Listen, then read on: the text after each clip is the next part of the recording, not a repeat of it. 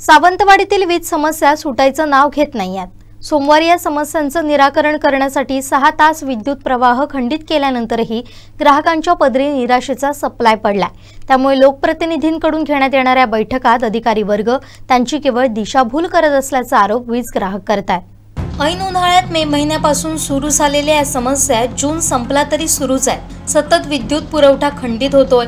पालकमंत्री आमदार यांच्याकडून बैठकात सूचना दिल्यानंतरही या समस्या काही सुटत नाहीयेत। महावितरणचे अधिकारी लोकप्रतिनिधींची दिशाभूल करत असल्यानंच हा प्रकार होत असल्याचा आरोप वीज ग्राहकांनी केलाय।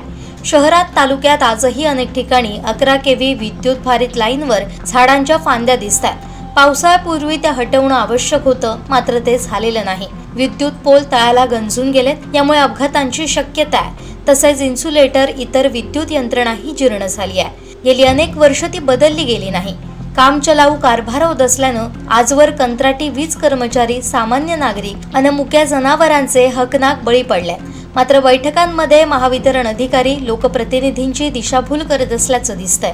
मुख्य गोष्टींबाबत ठोस उपाययोजना दिसत नाहीयेत। त्यामुळेच आजही विजेचा लपंडाव सतत सुरू आहे। जुलै ऑगस्ट महिने पावसाळ्याचे आहेत, त्यात गणेशोत्सव आणि इतर सण आहेत। अशीच परिस्थिती राहिल्यास ग्रामीण भागात देखील मोठा फटका उत्सव काळात बसण्याची शक्यता आहे। त्यामुळे यावर तात्काळ उपाययोजना करावी अशी मागणी वीज ग्राहक करतात।